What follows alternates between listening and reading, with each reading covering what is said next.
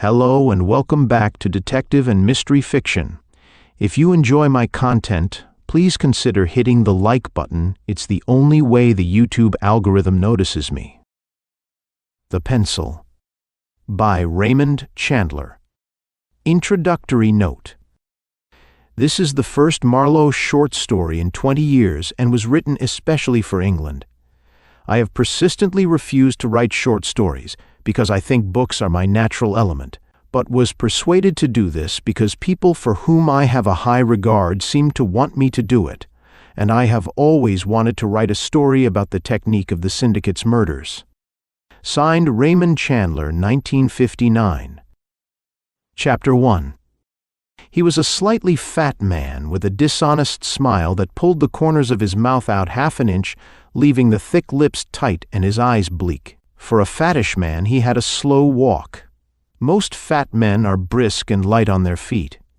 He wore a gray herringbone suit and a hand-painted tie with part of a diving girl visible on it. His shirt was clean, which comforted me, and his brown loafers, as wrong as the tie for his suit, shone from a recent polishing. He sidled past me as I held the door between the waiting room and my thinking parlor. Once inside, he took a quick look around. I'd have placed him as a mobster second grade if I had been asked. For once I was right. If he carried a gun, it was inside his pants. His coat was too tight to hide the bulge of an underarm holster. He sat down carefully, and I sat opposite, and we looked at each other. His face had a sort of foxy eagerness. He was sweating a little. The expression on my face was meant to be interested but not clubby. I reached for a pipe and the leather humidor in which I kept my Pierce's tobacco. I pushed cigarettes at him. "I don't smoke." He had a rusty voice. I didn't like it any more than I liked his clothes or his face. While I filled the pipe, he reached inside his coat, prowled in a pocket, came out with a bill, glanced at it, and dropped it across the desk in front of me. It was a nice bill and clean and new. $1,000. Ever save a guy's life? Once in a while, maybe. Save mine. What goes? I heard you leveled with the customers, Marlowe. That's why I stay poor. I still got 2 friends. You make it 3 and you'll be out of the red. You got $5 grand coming if you pry me loose. From what? You're talkative as hell this morning. Don't you pipe who I am? Nope. Never been east, huh? Sure, but I wasn't in your set. What set would that be? I was getting tired of it. Stop being so goddamn cagey or pick up your grand and be missing. I, Mickey Rosenstein. I'll be missing but good unless you can figure some out. Guess. I've already guessed. You tell me and tell me quick. I don't have all day to watch you feeding me with an eyedropper. I ran out on the outfit. The high boys don't go for that. To them it means you got info you figure you can peddle, or you got independent ideas, or you lost your moxie. Me, I lost my moxie. I had it up to here. He touched his Adam's apple with the forefinger of a stretched hand. I done bad things. I scared and hurt guys. I never killed nobody. That's nothing to the outfit. I'm out of line. So they pick up the pencil and they draw a line. I got the word. The operators are on the way. I made a bad mistake. I tried to hole up in Vegas. I figured they'd never expect me to lie up in their own joint. They outfigured me. What I did's been done before, but I didn't know it. When I took the plane to LA, there must have been somebody on it. They know where I live. Move. No good now, I'm covered. I knew he was right. Why haven't they taken care of you already? They don't do it that way. Always specialists. Don't you know how it works? More or less. A guy with a nice hardware store in Buffalo. A guy with a small dairy in KC, always a good front. They report back to New York or somewhere. When they mount the plane west or wherever they're going, they have guns in their briefcases. They're quiet and well-dressed, and they don't sit together. They could be a couple of lawyers or income tax sharpies. Anything at all that's well-mannered and inconspicuous. All sorts of people carry briefcases, including women. Correct as hell, and when they land they'll be steered to me, but not from the airfield. They got ways. If I go to the cops, somebody will know about me. They could have a couple mafia boys right on the city council for all I know. It's been done. The cops will give me 24 hours to leave town. No use. Mexico? Worse than here. Canada? Better, but still no good. Connections there, too. Australia? Can't get a passport. I've been here 25 years illegal. They can't deport me unless they can prove a crime on me. The outfit would see they didn't. Suppose I got tossed into the freezer. I'm out on a writ in 24 hours. And my nice friends got a car waiting to take me home, only not home. I had my pipe lit and going well. I frowned down at the grand note. I could use it very nicely. My checking account could kiss the sidewalk without stooping. Let's stop horsing, I said. Just suppose I could figure it out for you. What's your next move? I know a place. If I could get there without being tailed, I'd leave my car here and take a rent car. I'd turn it in just short of the county line and buy a second-hand job. Halfway to where I'm going, I traded on a new last's model, a leftover. This is just the right time of year. Good discount, new models out soon. Not to save money, less show-off. Where I'd go is a good-sized place, but still pretty clean.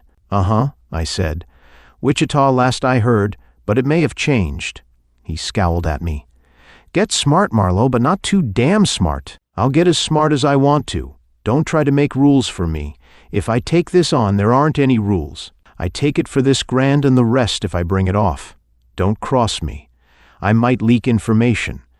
If I get knocked off, put just one red rose on my grave. I don't like cut flowers. I like to see them growing. But I could take one because you're such a sweet character. When's the plane in? Sometime today? It's 9 hours from New York. Probably come in about 5:30 p.m. Might come by San Diego and switch or by San Francisco and switch. A lot of planes from Dago and Frisco. I need a helper. God damn you, Marlowe. Hold it. I know a girl. Daughter of a chief of police who got broken for honesty. She wouldn't leak under torture. You got no right to risk her, Icky said angrily. I was so astonished my jaw hung halfway to my waist. I closed it slowly and swallowed. Good God, the man's got a heart. Women ain't built for the rough stuff, he said grudgingly. I picked up the $1,000 note and snapped it. Sorry, no receipt, I said. I can't have my name in your pocket. And there won't be any rough stuff if I'm lucky. They'd have me outclassed. There's only one way to work it. Now give me your address and all the dope you can think of, names, descriptions of any operators you have ever seen in the flesh. He did. He was a pretty good observer. Trouble was the outfit would know what he had seen. The operators would be strangers to him.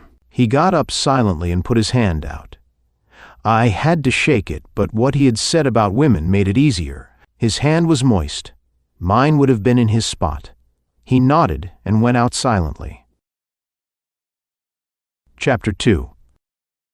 It was a quiet street in Bay City, if there are any quiet streets in this beatnik generation when you can't get through a meal without some male or female stomach singer belching out a kind of love that is as old-fashioned as a bustle or some Hammond organ jazzing it up in the customer's soup.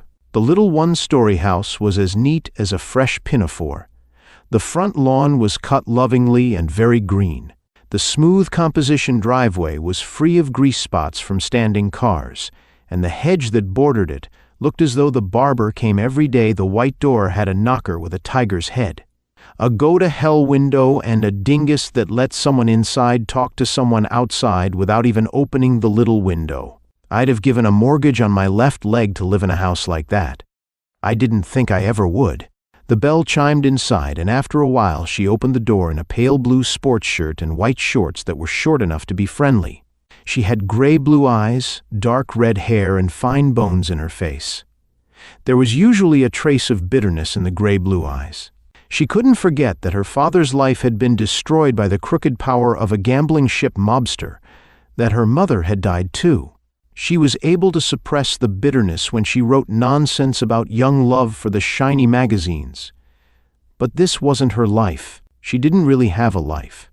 She had an existence without much pain and enough oil money to make it safe. But in a tight spot she was as cool and resourceful as a good cop. Her name was Anne Riordan. She stood to one side and I passed her pretty close. But I have rules too. She shut the door and parked herself on a davenport and went through the cigarette routine, and here was one doll who had the strength to light her own cigarette. I stood looking around. There were a few changes, not many. "I need your help," I said.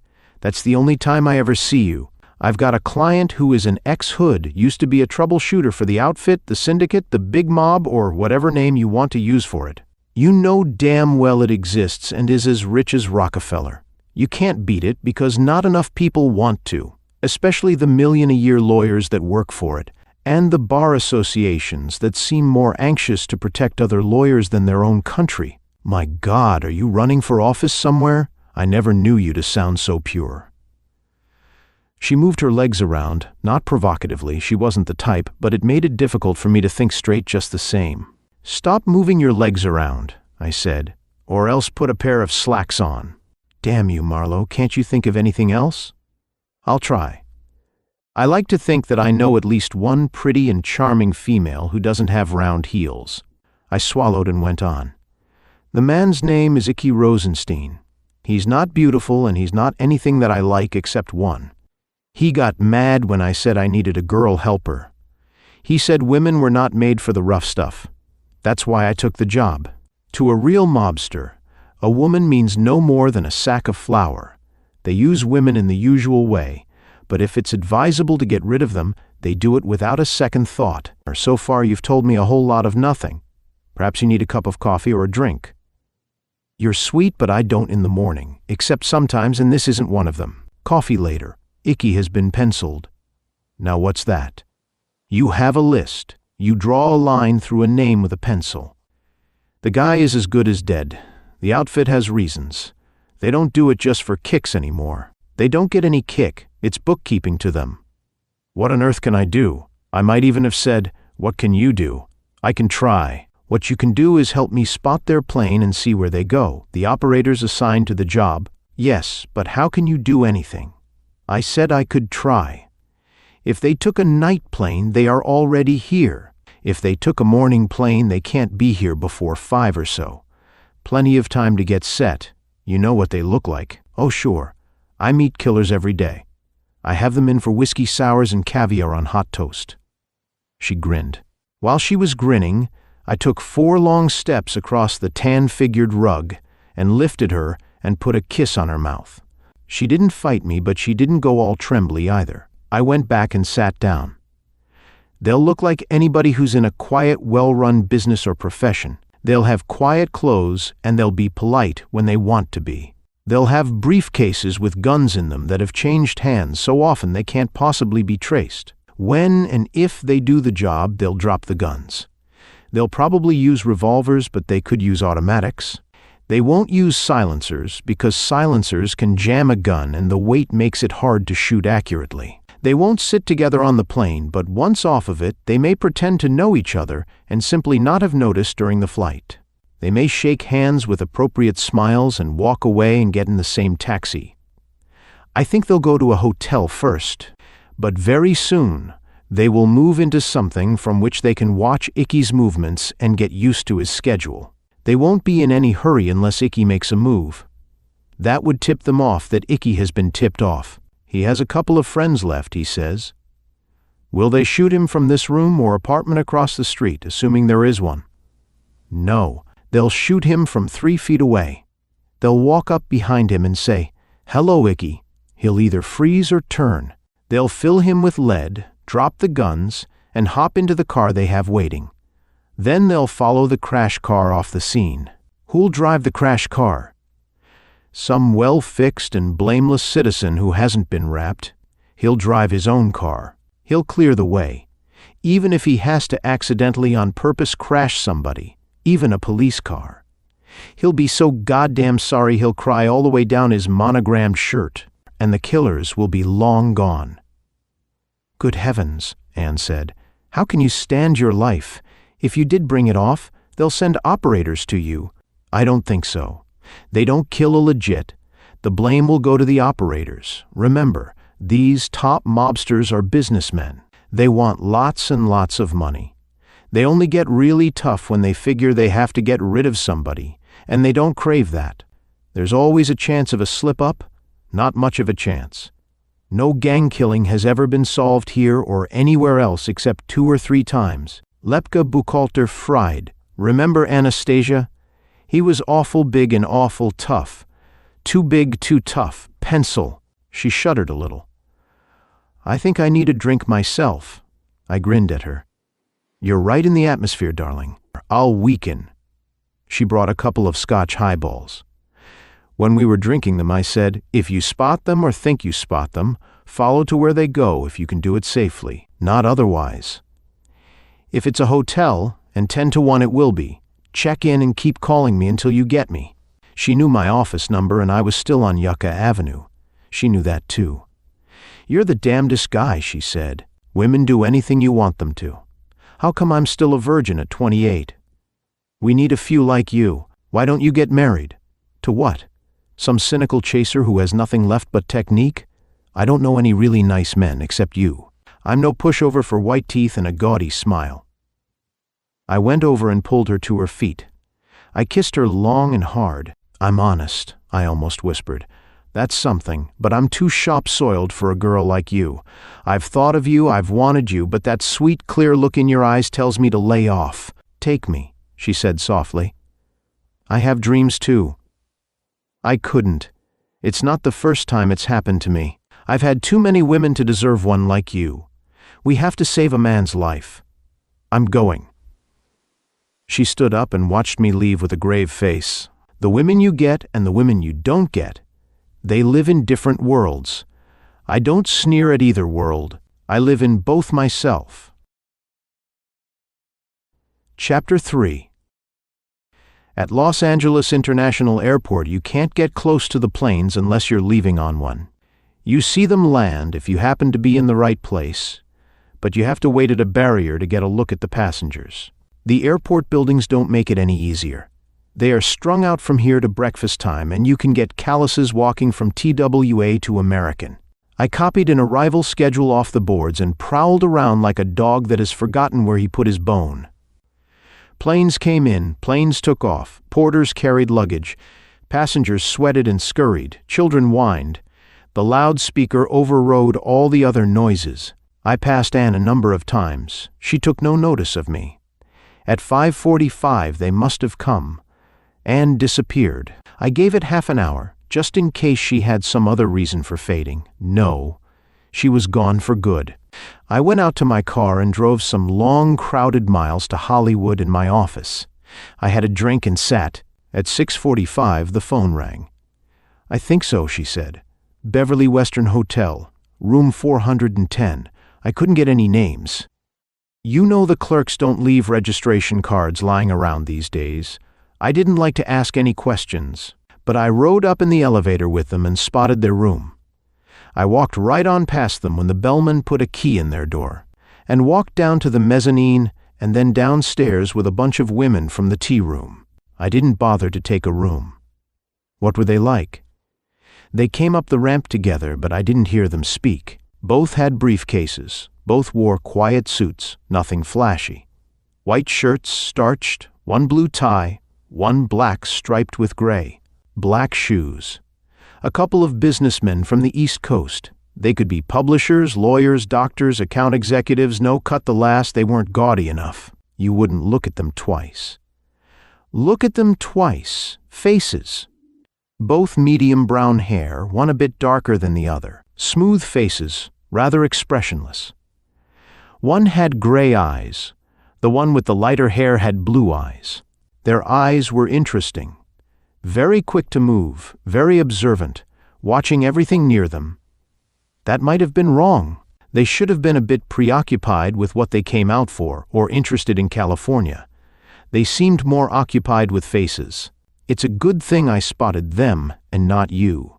You don't look like a cop, but you don't look like a man who is not a cop. You have marks on you. Phooey, I'm a damn good-looking heart-wrecker. Their features were strictly assembly line. Neither looked Italian. Each picked up a flight suitcase. One suitcase was gray with 2 red and white stripes up and down, about 6 or 7 inches from the ends.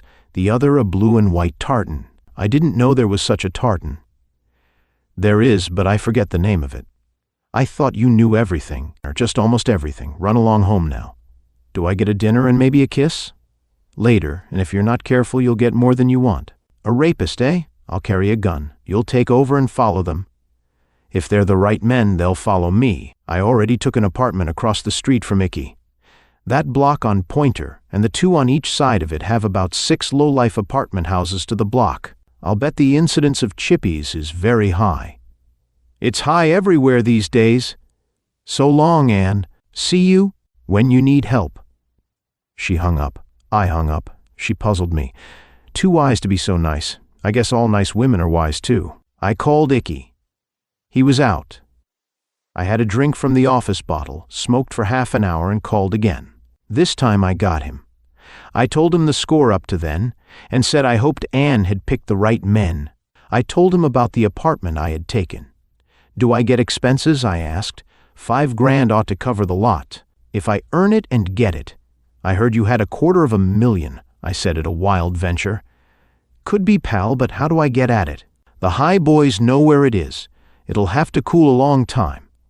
I said that was all right.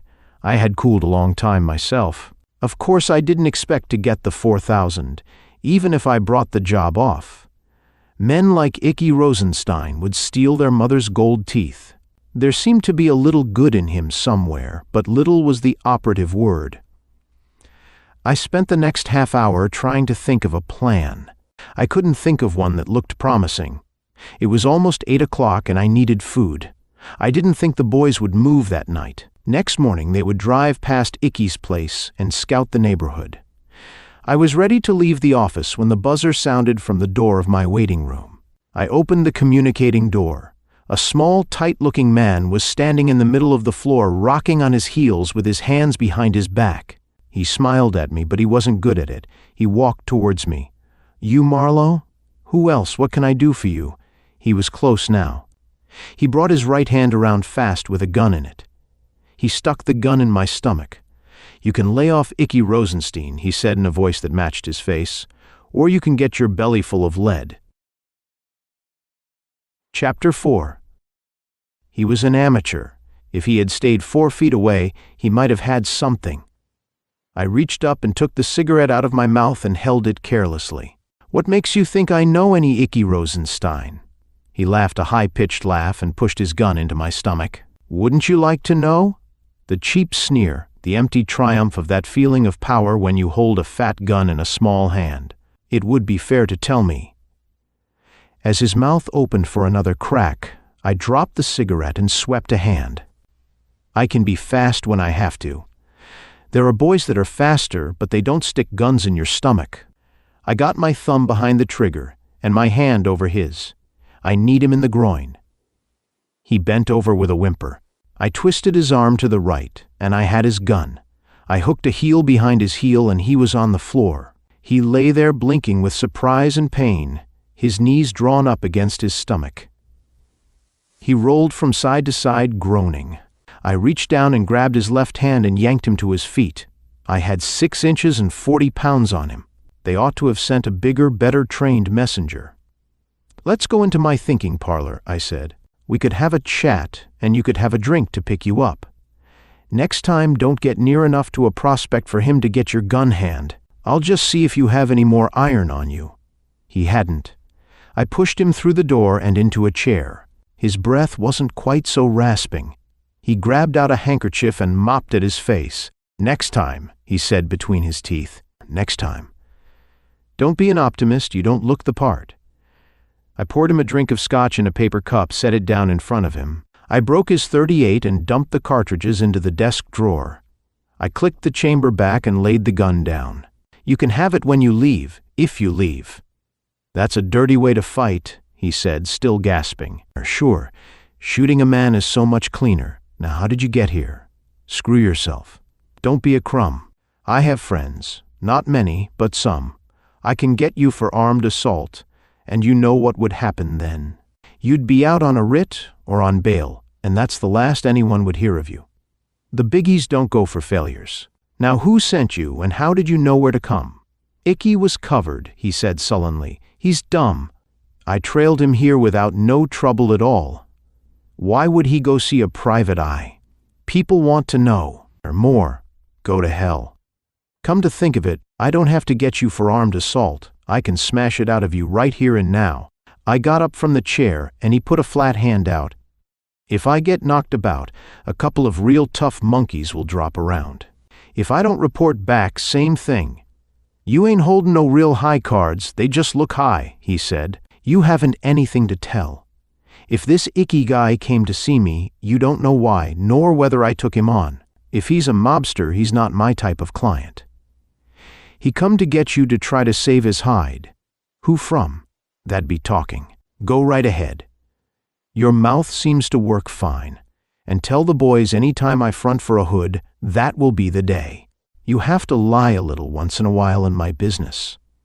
I was lying a little. What's Icky done to get himself disliked? Or would that be talking?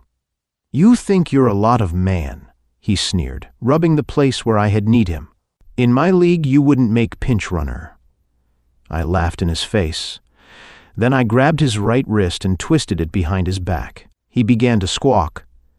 I reached into his breast pocket with my left hand and hauled out a wallet. I let him go. He reached for his gun on the desk, and I bisected his upper arm with a hard cut. He fell into the customer's chair and grunted. You can have your gun, I told him, when I give it to you. Now be good or I'll have to bounce you just to amuse myself. In the wallet, I found a driver's license made out to Charles Hicken. It did me no good at all. Punks of his type always have slangy pseudonyms. They probably called him Tiny or Slim or Marbles or even just you. I tossed the wallet back to him. It fell to the floor. He couldn't even catch it. Hell, I said, there must be an economy campaign on if they sent you to do more than pick up cigarette butts. Screw yourself. All right, mug. Beat it back to the laundry. Here's your gun. He took it, made a business of shoving it into his waistband, stood up, gave me as dirty a look as he had in stock, and strolled to the door. Nonchalant as a hustler with a new mink stole, he turned at the door and gave me the beady eye. Stay clean, Tin Horn. Tin bends easy. With this blinding piece of repartee, he opened the door and drifted out. After a little while, I locked my other door, cut the buzzer, made the office dark, and left. I saw no one who looked like a life-taker. I drove to my house, packed a suitcase, drove to a service station where they were almost fond of me, stored my car and picked up a Hertz Chevrolet. I drove this to Pointer Street, dumped my suitcase in the sleazy apartment I had rented early in the afternoon, and went to dinner at Victor's. It was 9 o'clock, too late to drive to Bay City and take Ann to dinner. She'd have cooked her own long ago. I ordered a double Gibson with fresh limes and drank it, and I was as hungry as a schoolboy.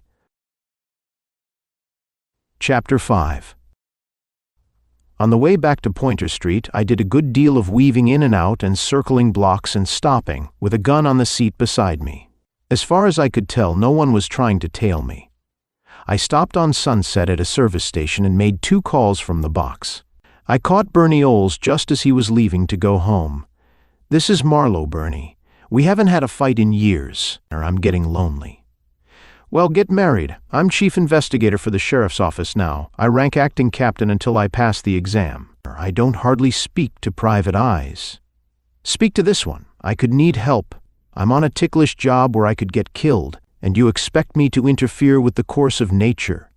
Come off it, Bernie. I haven't been a bad guy. I'm trying to save an ex-mobster from a couple of executioners. The more they mow each other down, the better I like it. Yeah.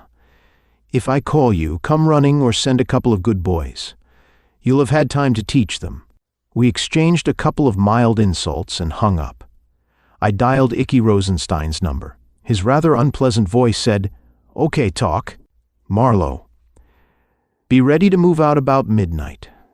We've spotted your boyfriends, and they are holed up at the Beverly Western. They won't move to your street tonight. Remember, they don't know you've been tipped."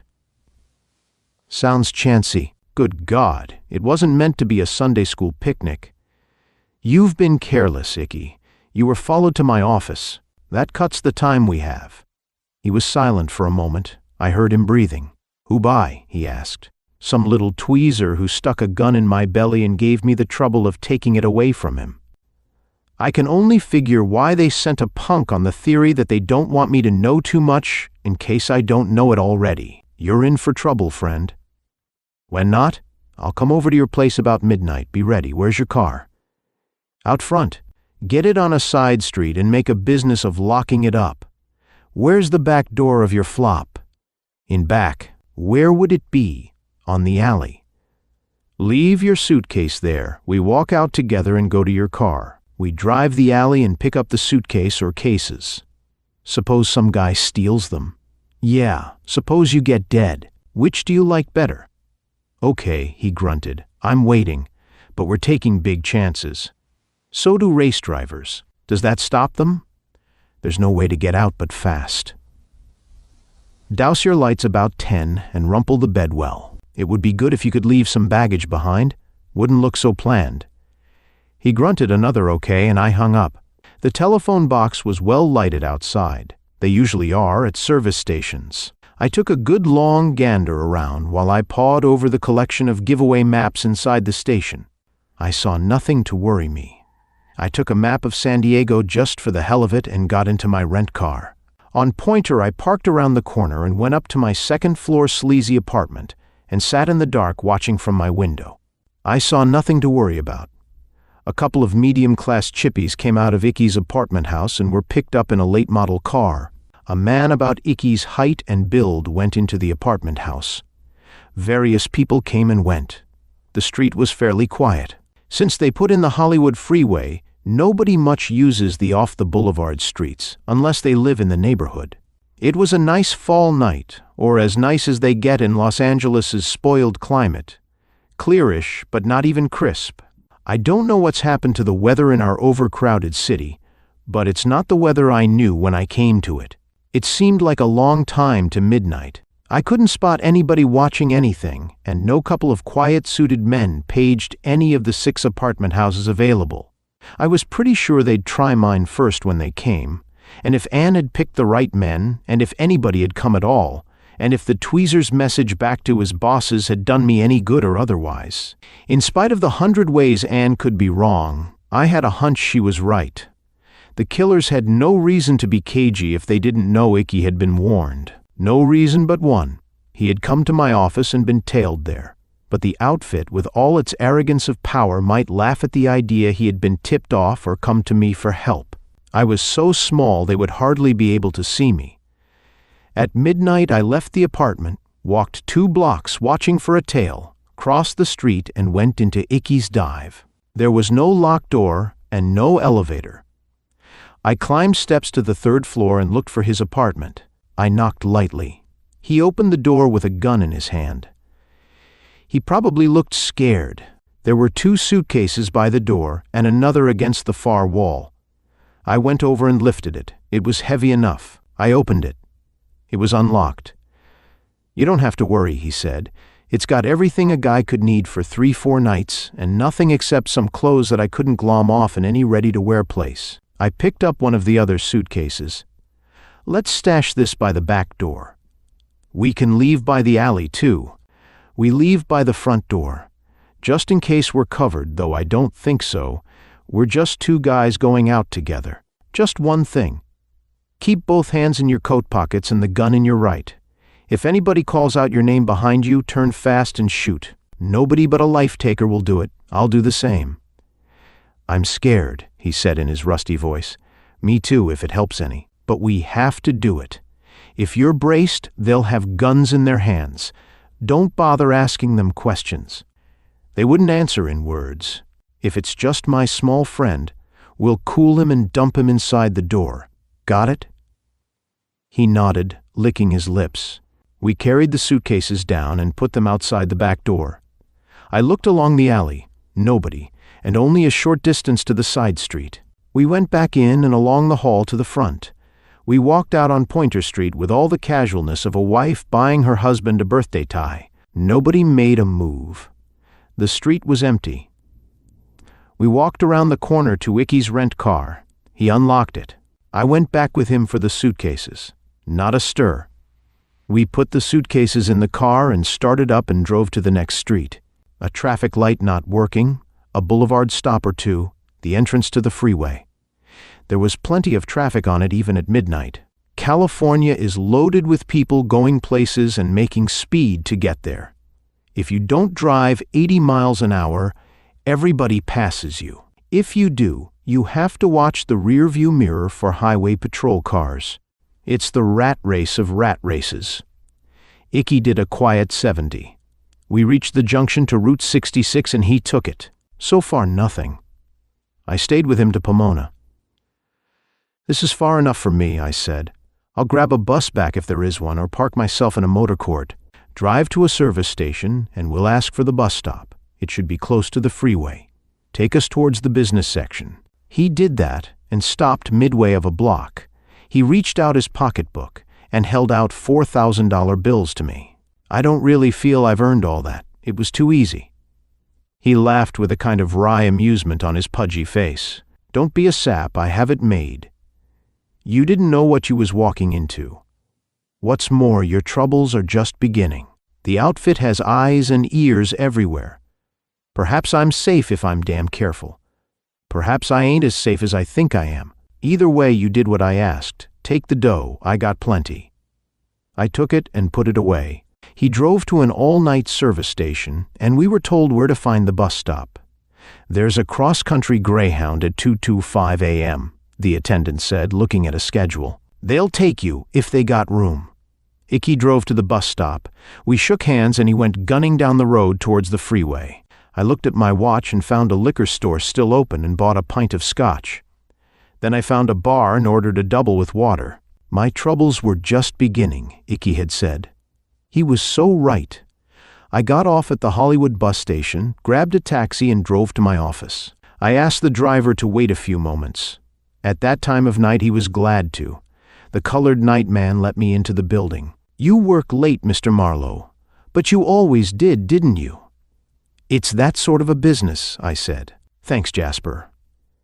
Up in my office I pawed the floor for mail and found nothing but a longish, narrowish box, special delivery, with a Glendale postmark. It contained nothing at all but a new, freshly sharpened pencil, the mobster's mark of death. Chapter 6. I didn't take it too hard. When they mean it, they don't send it to you. I took it as a sharp warning to lay off. There might be a beating arranged. From their point of view, that would be good discipline. When we pencil a guy, any guy that tries to help him is in for a smashing. That could be the message I thought of going to my house on Yucca Avenue. Too lonely. I thought of going to Ann's place in Bay City. Worse. If they got wise to her, real hoods would think nothing of raping her and then beating her up. It was the Pointer Street flop for me. Easily the safest place now. I went down to the waiting taxi and had him drive me to within 3 blocks of the so-called apartment house. I went upstairs, undressed and slept raw. Nothing bothered me but a broken spring. That bothered my back. I lay until 3:30 pondering the situation with my massive brain. I went to sleep with a gun under the pillow, which is a bad place to keep a gun when you have one pillow as thick and soft as a typewriter pad. It bothered me, so I transferred it to my right hand. Practice had taught me to keep it there even in sleep. I woke up with the sun shining. I felt like a piece of spoiled meat. I struggled into the bathroom and doused myself with cold water and wiped off with a towel you couldn't have seen if you held it sideways. This was a really gorgeous apartment. All it needed was a set of Chippendale furniture to graduate it into the slum class. There was nothing to eat, and if I went out, miss nothing, Marlowe might miss something. I had a pint of whiskey. I looked at it and smelled it, but I couldn't take it for breakfast on an empty stomach, even if I could reach my stomach, which was floating around near the ceiling. I looked into the closets, in case a previous tenant might have left a crust of bread in a hasty departure. Nope. I wouldn't have liked it anyhow, not even with whiskey on it. So I sat in the window. An hour of that, and I was ready to bite a piece off a bellhop. I dressed and went around the corner to the rent car and drove to an eatery. The waitress was sore, too. She swept a cloth over the counter in front of me and let me have the last customer's crumbs in my lap. "Look, sweetness," I said, "don't be so generous. Save the crumbs for a rainy day. All I want is 2 eggs, 3 minutes, no more, a slice of your famous concrete toast, a tall glass tomato juice with a dash of Lié and Perrins, a big happy smile, and don't give anybody else any coffee. I might need it all. I got a cold, she said. Don't push me around. I might crack you one on the kisser. Let's be pals. I had a rough night too. She gave me a half smile and went through the swing door sidewise. It showed more of her curves, which were ample, even excessive. But I got the eggs the way I liked them. The toast had been painted with melted butter past its bloom. No Lié and Perrins, she said, putting down the tomato juice. How about a little Tabasco? We're fresh out of arsenic too. I used 2 drops of Tabasco, swallowed the eggs, drank 2 cups of coffee, and was about to leave the toast for a tip. But I went soft and left a quarter instead. That really brightened her. It was a joint where you left a dime or nothing. Mostly nothing. Back on Pointer, nothing had changed. I got to my window again and sat. At about 8:30, the man I had seen go into the apartment house across the way, the one with the same sort of height and build as Icky, came out with a small briefcase and turned east. 2 men got out of a dark blue sedan. They were of the same height and very quietly dressed and had soft hats pulled low over their foreheads. Each jerked out a revolver. "Hey, Icky," one of them called out. The man turned. "So long, Icky," the other man said. Gunfire racketed between the houses. The man crumpled and lay motionless. The 2 men rushed for their car and were off, going west. Halfway down the block, I saw a caddy pull out and start ahead of them. In no time at all, they were completely gone. It was a nice, swift, clean job. The only thing wrong with it was that they hadn't given it enough time for preparation. They had shot the wrong man.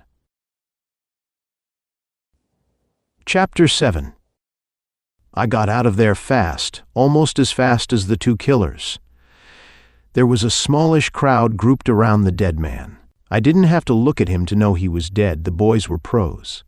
Where he lay on the sidewalk on the other side of the street, I couldn't see him. People were in the way. But I knew just how he would look, and I already heard sirens in the distance. It could have been just the routine shrieking from Sunset, but it wasn't. So somebody had telephoned. It was too early for the cops to be going to lunch. I strolled around the corner with my suitcase and jammed into the rent car and went away from there. The neighborhood was not my piece of shortcake anymore. I could imagine the questions. "Just what took you over there, Marlowe? You got a flop of your own, ain't you?" "I was hired by an ex-mobster in trouble with the outfit. They'd sent killers after him." "Don't tell us he was trying to go straight." "I don't know, but I liked his money." "Didn't do much to earn it, did you?" "I got him away last night." "I don't know where he is now. I don't want to know." "You got him away?" "That's what I said." "Yeah, only he's in the morgue with multiple bullet wounds. Try something better, or somebody's in the morgue." And on. Policeman's dialogue. It comes out of an old shoebox. What they say doesn't mean anything. What they ask doesn't mean anything. They just keep boring in until you are so exhausted you flip on some detail. Then they smile happily and rub their hands and say, "Kind of careless there, weren't you? Let's start all over again." The less I had of that, the better. I parked in my usual parking slot and went up to the office. It was full of nothing but stale air. Every time I went into the dump, it felt more and more tired. Why the hell hadn't I got myself a government job 10 years ago? Make it 15 years. I had brains enough to get a mail-order law degree. The country's full of lawyers that couldn't write a complaint without the book. So I sat in my office chair and disadmired myself. After a while, I remembered the pencil. I made certain arrangements with a .45 gun, more gun than I ever carry, too much weight. I dialed the sheriff's office and asked for Bernie Oles. I got him. His voice was sour. "Marlowe, I'm in trouble, real trouble." "Why, tell me," he growled. "You must be used to it by now." It's kind of trouble you don't get used to. "I'd like to come over and tell you." "You in the same office?" "The same. Have to go over that way. I'll drop in." He hung up. I opened 2 windows. The gentle breeze wafted a smell of coffee and stale fat to me from Joe's Eats next door. I hated it. I hated myself. I hated everything. Oles didn't bother with my elegant waiting room. He rapped on my own door and I let him in. He scowled his way to the customer's chair. "Okay, give." Ever hear of a character named Icky Rosenstein? Why would I, Rickard? An ex-mobster who got disliked by the mob. They put a pencil through his name and sent the usual 2 tough boys on a plane. He got tipped and hired me to help him get away. Nice clean work. Cut it out, Bernie. I lit a cigarette and blew smoke in his face. In retaliation, he began to chew a cigarette. He never lit one, but he certainly mangled them. Look, I went on, suppose the man wants to go straight, and suppose he doesn't. He's entitled to his life as long as he hasn't killed anyone. He told me he hadn't. And you believed the hood, huh? When do you start teaching Sunday school? I neither believed him nor disbelieved him. I took him on. There was no reason not to. A girl I know, and I watched the planes yesterday. She spotted the boys and tailed them to a hotel. She was sure of what they were. They looked it right down to their black shoes. They got off the plane separately and then pretended to know each other and not to have noticed on the plane. This girl, would she have a name? Only for you. I'll buy if she hasn't cracked any laws. Her name is Anne Riordan. She lives in Bay City. Her father was once chief of police there. And don't say that makes him a crook, because he wasn't. Uh-huh. Let's have the rest. Make a little time, too. I took an apartment opposite Icky. The killers were still at the hotel. At midnight, I got Icky out and drove with him as far as Pomona. He went on in his rent car, and I came back by Greyhound. I moved into the apartment on Pointer Street, right across from his dump. Why, if he was already gone? I opened the middle desk drawer and took out the nice sharp pencil. I wrote my name on a piece of paper and ran the pencil through it. Because someone sent me this. I didn't think they'd kill me, but I thought they planned to give me enough of a beating to warn me off any more pranks. They knew you were in on it?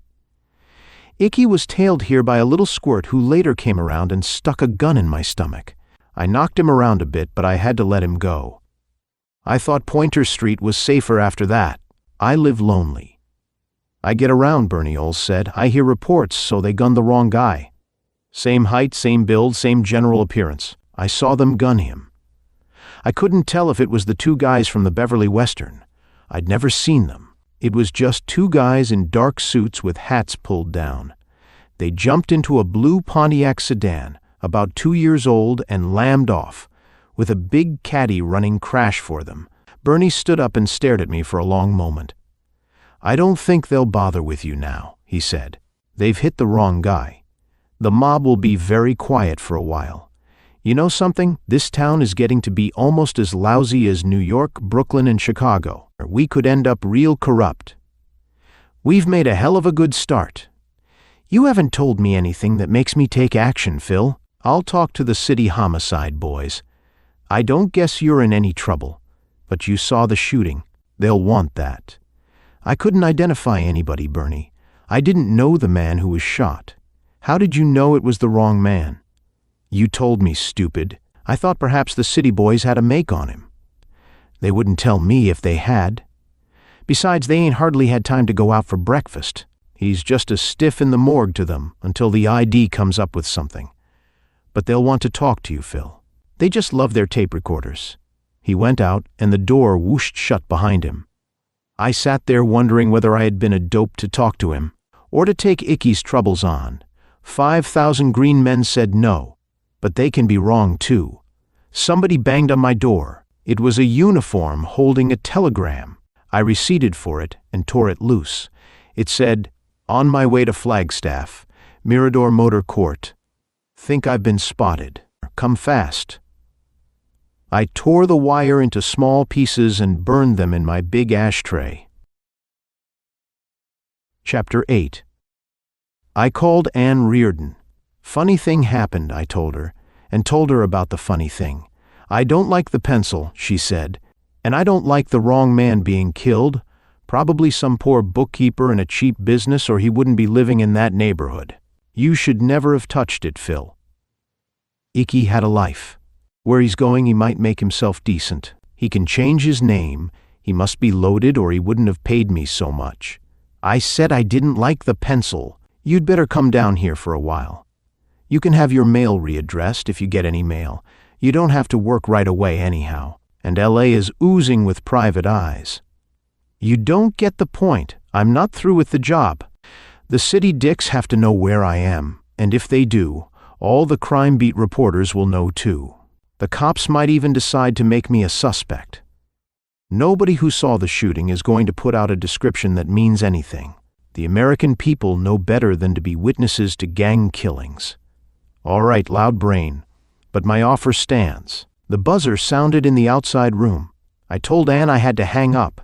I opened the communicating door, and a well-dressed, I might say elegantly dressed, middle-aged man stood 6 feet inside the outer door. He had a pleasantly dishonest smile on his face. He wore a white Stetson and one of those narrow ties that go through an ornamental buckle. His cream-colored flannel suit was beautifully tailored. He lit a cigarette with a gold lighter and looked at me over the first puff of smoke. "Mr. Marlowe?" I nodded. "I'm Foster Grimes from Las Vegas. I run the Rancho Esperanza on South 5th.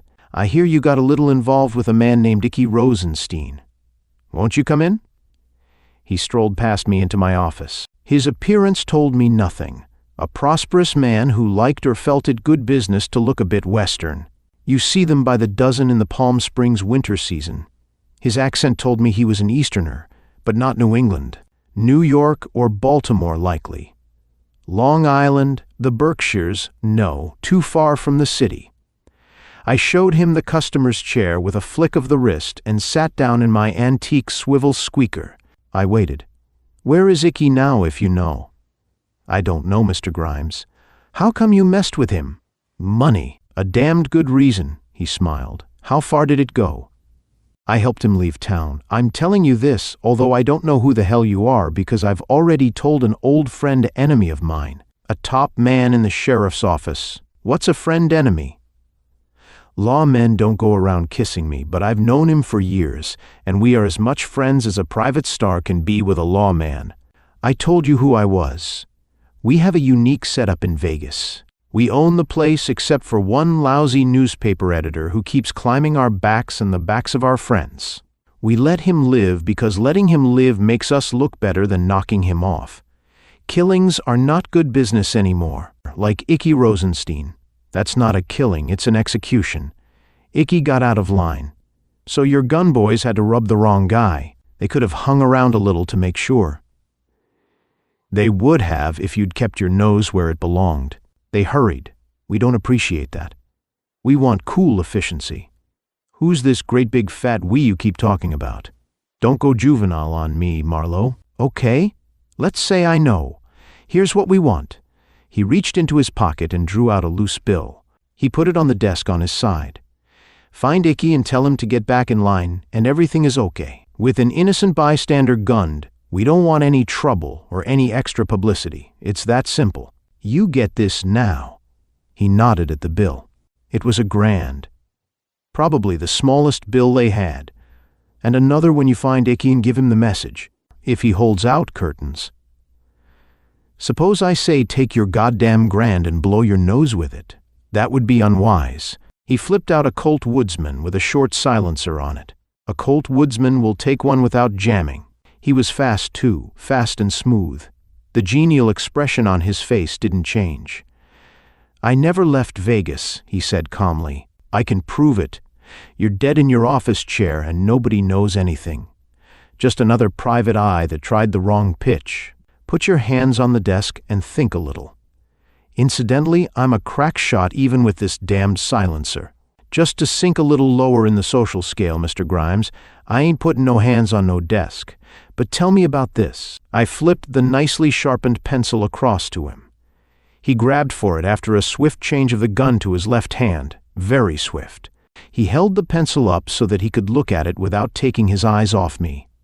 I said, "It came to me by special delivery mail. No message, no return address, just the pencil. Think I've never heard about the pencil, Mr. Grimes?" He frowned and tossed the pencil down. Before he could shift his long, lithe gun back to his right hand, I dropped mine under the desk and grabbed the butt of the .45 and put my finger hard on the trigger. "Look under the desk, Mr. Grimes. You'll see a .45 in an open-end holster. It's fixed there, and it's pointing at your belly. Even if you could shoot me through the heart, the .45 would still go off from a convulsive movement of my hand. and your belly would be hanging by a shred and you would be knocked out of that chair. A .45 slug can throw you back 6 feet. Even the movies learned that at last. "Looks like a Mexican standoff," he said quietly. He holstered his gun. He grinned. "Nice smooth work, Marlowe. We could use you, but it's a long time for you and no time at all to us. Find Icky and don't be a drip. He'll listen to reason. He doesn't really want to be on the run for the rest of his life. We'd trace him eventually. Tell me something, Mr. Grimes. Why pick on me? Apart from Icky, what did I ever do to make you dislike me?" Not moving, he thought a moment, or pretended to. "The Larson case. You helped send one of our boys to the gas chamber. That we don't forget. We had you in mind as a fall guy for Icky. You'll always be a fall guy, unless you play it our way. Something will hit you when you least expect it. A man in my business is always a fall guy, Mr. Grimes. Pick up your grand and drift out quietly. I might decide to do it your way, but I have to think. As for the Larson case, the cops did all the work. I just happened to know where he was. I don't guess you miss him terribly. We don't like interference." He stood up. He put the grand note casually back in his pocket. While he was doing it, I let go of the .45 and jerked out my Smith & Wesson 5-inch .38. He looked at it contemptuously. "I'll be in Vegas, Marlowe. In fact, I never left Vegas. You can catch me at the Esperanza. No, we don't give a damn about Larson personally. Just another gun handler. They come in gross lots. We do give a damn that some punk private eye fingered him." He nodded and went out by my office door. I did some pondering. I knew Icky wouldn't go back to the outfit. He wouldn't trust them enough if he got the chance. But there was another reason now. I called Ann Reardon again. "I'm going to look for Icky. I have to. If I don't call you in 3 days, get hold of Bernie Oles. I'm going to Flagstaff, Arizona. Icky says he will be there." "You're a fool," she wailed. "It's some sort of trap." A Mr. Grimes of Vegas visited me with a silenced gun. I beat him to the punch, but I won't always be that lucky. If I find Icky and report to Grimes, the mob will let me alone. "You'd condemn a man to death?" Her voice was sharp and incredulous. "No, he won't be there when I report.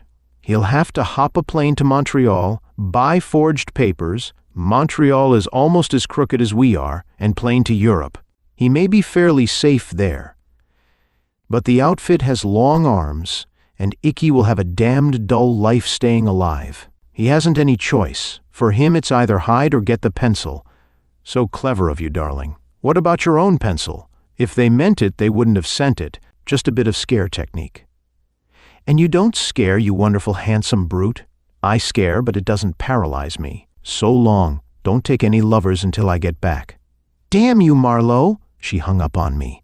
I hung up on myself. Saying the wrong thing is one of my specialties. I beat it out of town before the homicide boys could hear about me. It would take them quite a while to get a lead. And Bernie Oles wouldn't give a city dick a used paper bag.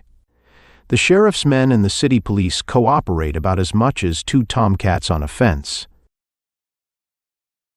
Chapter 9. I made Phoenix by evening and parked myself in a motor court on the outskirts. Phoenix was damned hot. The motor court had a dining room, so I had dinner. I collected some quarters and dimes from the cashier and shut myself in a phone booth and started to call the Mirador in Flagstaff. How silly could I get? Icky might be registered under any name from Cohen to Cordileone, from Watson to Wojciechowski. I called anyway and got nothing but as much of a smile as you can get on the phone. So I asked for a room the following night. Not a chance unless someone checked out, but they would put me down for a cancellation or something. Flagstaff is too near the Grand Canyon. Icky must have arranged in advance. That was something to ponder, too. I bought a paperback and read it. I set my alarm watch for 6:30. The paperback scared me so badly that I put 2 guns under my pillow. It was about a guy who bucked the hoodlum boss of Milwaukee and got beaten up every 15 minutes. I figured that his head and face would be nothing but a piece of bone with a strip of skin hanging from it. But in the next chapter, he was as gay as a meadow lark. Then I asked myself why I was reading this drivel when I could have been memorizing the Brothers Karamazov. Not knowing any good answers, I turned the light out and went to sleep.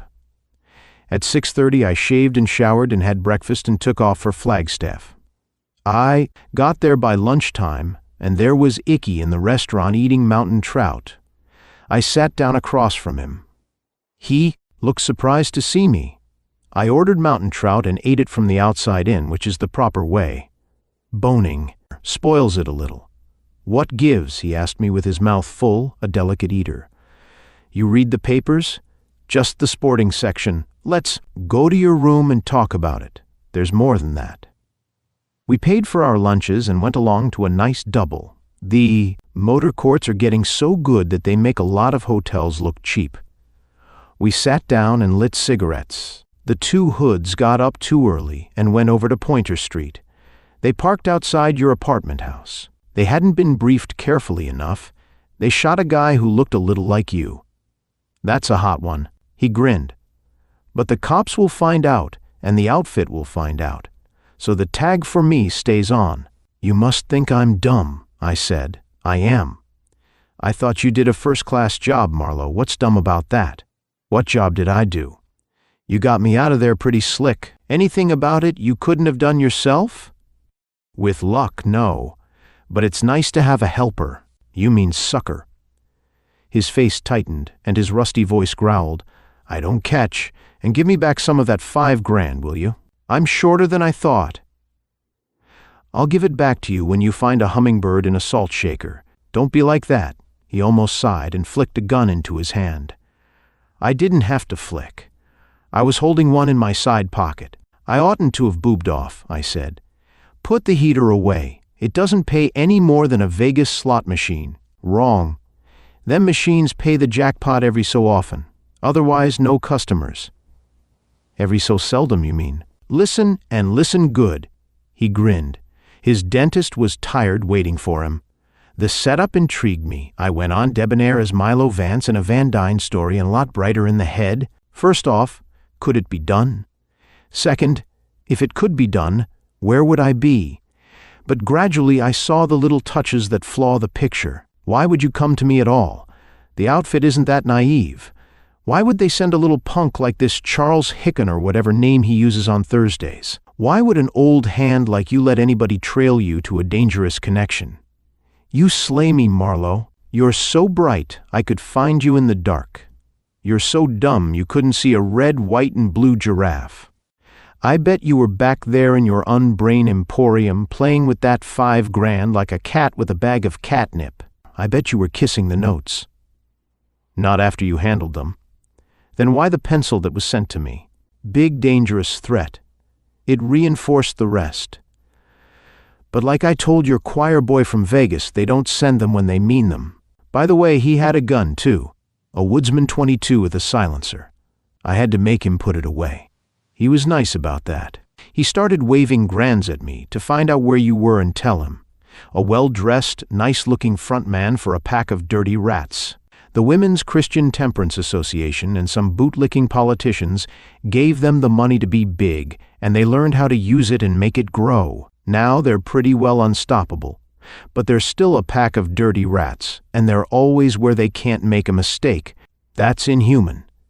Any man has a right to a few mistakes, not the rats. They have to be perfect all the time, or else they get stuck with you. I don't know what the hell you're talking about. I just know it's too long. Well, allow me to put it in English. Some poor jerk from the East Side gets involved with the lower echelons of a mob. You know what an echelon is, Icky? I've been in the army, he sneered. He grows up in the mob, but he's not all rotten. He's not rotten enough, so he tries to break loose. He comes out here and gets himself a cheap job of some sort, and changes his name or names and lives quietly in a cheap apartment house. But the mob by now has agents in many places. Somebody spots him and recognizes him.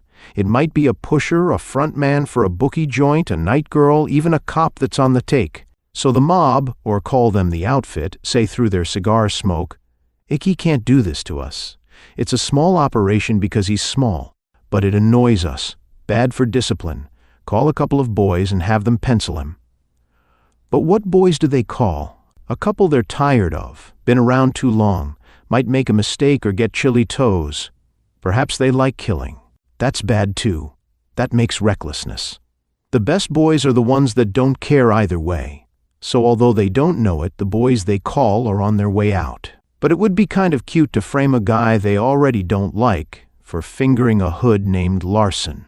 One of these puny little jokes the outfit takes big. Look, guys, we even got time to play footies with a private eye. Jesus, we can do anything. We could even suck our thumbs. So they send a ringer.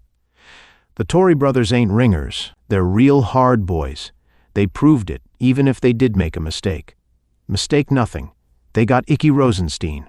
You're just a singing commercial in this deal. And as of now, you're under arrest for murder. You're worse off than that. The outfit will habeas corpus you out of the clink and blow you down. You've served your purpose and you failed to finger me into a patsy. His finger tightened on the trigger. I shot the gun out of his hand. My gun in my coat pocket was small, but at that distance accurate. And it was one of my days to be accurate myself. He made a faint moaning sound and sucked at his hand. I went over and kicked him hard in the chest. Being nice to killers is not part of my repertoire. He went over backwards and sidewise and stumbled 4 or 5 steps. I picked up his gun and held it on him while I tapped all the places, not just pockets or holsters, where a man could stash a second gun. He was clean that way anyhow. "What are you trying to do to me?" he said whiningly. "I paid you. You're clear. I paid you damn well." "We both have problems there. Yours is to stay alive." I took a pair of cuffs out of my pocket and wrestled his hands behind him and snapped them on. His hand was bleeding. I tied his show handkerchief around it. I went to the telephone. Flagstaff was big enough to have a police force. The DA might even have his office there. This was Arizona, poor state relatively. The cops might even be honest. Chapter 10. I had to stick around for a few days, but I didn't mind that as long as I could have trout caught 8,000 or 9,000 feet up. I called Ann and Bernie Oles. I called my answering service. The Arizona DA was a young, keen-eyed man, and the chief of police was one of the biggest men I ever saw. I got back to LA in time and took Ann to Romanoff's for dinner and champagne. "What I can't see," she said over a third glass of bubbly, "is why they dragged you into it. Why they set up the fake Icky Rosenstein. Why didn't they just let the 2 life-takers do their job?" I couldn't really say.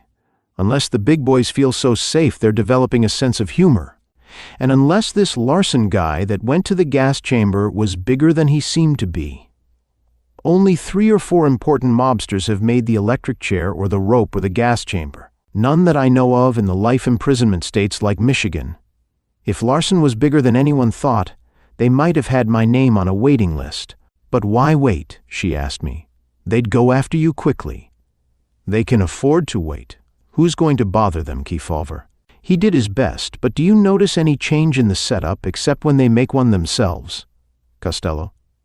Income tax rap like Capone. Capone may have had several hundred men killed, and killed a few of them himself personally, but it took the Internal Revenue boys to get him. The outfit won't make that mistake often.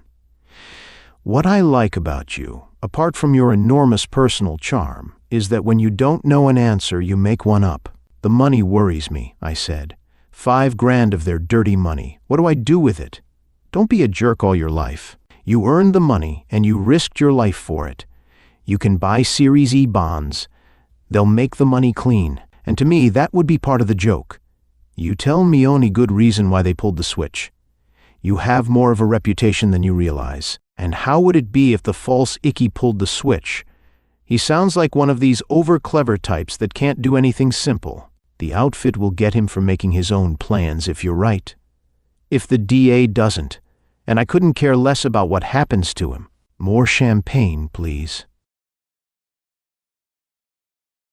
End of the Pencil by Raymond Chandler.